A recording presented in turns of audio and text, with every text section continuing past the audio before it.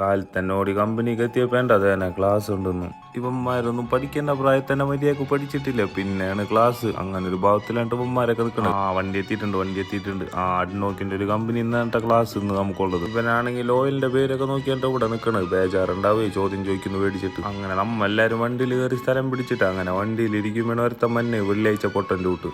അങ്ങനെ അവനും കയറി വണ്ടിയിൽ സ്ഥലം പിടിച്ചിട്ടാ. സത്യം പറഞ്ഞാലേ നമ്മൾ ഈ കമ്പനിയിലുള്ളവന്മാരൊക്കെ ഉണ്ടല്ലോ നല്ല ഭാഗ്യം ചെയ്തവന്മാരാണ്. അതാണ് അവന്മാർക്ക് ഇങ്ങനത്തെ ഭാഗ്യങ്ങൾ കിട്ടണത്. ഇങ്ങനെയുള്ള വലിയ വലിയ കമ്പനികളൊന്നും കേട്ട് നമുക്ക് ക്ലാസ് എടുത്ത് തരുമ്പോൾ നമുക്ക് മനസ്സിലാവണം നമ്മളെ കമ്പനി അത്ര നിസ്സാര കമ്പനി ഒന്നും അല്ലാട്ടാ. ഈ ത്രികോണമുള്ള വണ്ടിയിൽ ഇത്ര ഹലാക്കിന്റെ സെറ്റപ്പ് ഉണ്ടെന്ന് ഇതിന്റെ ഉള്ളിൽ കയറിയപ്പോൾ എനിക്ക് മനസ്സിലായത്. അൽഹംദുലില്ലാഹ് ഹൈർ, സുഖമായിട്ട് ഇരിക്കാൻ പറ്റിയല്ല. ഇവിടെ ആണെങ്കിൽ എല്ലാവരും ഗംഭീര ശ്രദ്ധയിലുണ്ട. ചോദ്യം ചോദിച്ച് കിട്ടിയില്ലെങ്കിണ്ടല്ല നാണം കെട്ടു പോകും.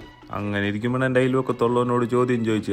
ചെക്കൻ ബേജാറായി. 4 ദിക്റ് സലാത്തും ചെല്ലുണ്ട് കേട്ടാ. അങ്ങനെ തന്നെ നമ്മളെ ക്ലാസ്സും കഴിഞ്ഞ് നമ്മ ഇറങ്ങിയിട്ടാ. ഭാഗ്യം എന്നോട് ചോദ്യം ചോദിച്ചില്ല. സന്തോഷത്തിൽ ആൾക്കൊരു ഷെയ്ക്കാനും കൊടുത്ത് ഞാൻ വിട്ട്. ക്ലാസ് കേട്ടവർക്കൊക്കെ സർട്ടിഫിക്കറ്റ് ഉണ്ട് കേട്ടോ. ആർക്കും സന്തോഷമായിട്ട് സർട്ടിഫിക്കറ്റ് കിട്ടിയ ഇവന്മാരൊക്കെ ഭാവം കണ്ടാൽ തന്നെ അറിയാം. ഇവന്മാർക്ക് ആദ്യമായിട്ടാണ് ഈ സർട്ടിഫിക്കറ്റ് കിട്ടിയേക്കുന്നത്. പിടിക്കാൻ തന്നെ അറിയില്ല ഓരോരുത്തരന്മാർക്ക്. അപ്പൊ തന്നെ ഇതാണ് നമ്മളെ കമ്പനിയിലത്തെ സ്കോഡ്. അങ്ങനെ തന്നെ നമുക്കും കിട്ടിയിട്ടുണ്ട് ഒരു സർട്ടിഫിക്കറ്റ്. അൽഹംദുലില്ലാഹ് ഹൈർ. അതും കഴിഞ്ഞ് പിന്നെ നമ്മ വൈകുന്നേരം നേരെ വിട്ടത് വോളിബോൾ കളിക്കാനാണ്. അവിടെ നമുക്ക് സർട്ടിഫിക്കറ്റ് കിട്ടിയില്ല. കളി ജയിക്കണ്ട, എന്നാലല്ലേ സർട്ടിഫിക്കറ്റ് കിട്ടുള്ളൂ. അപ്പോൾ ഓക്കെ ബൈ.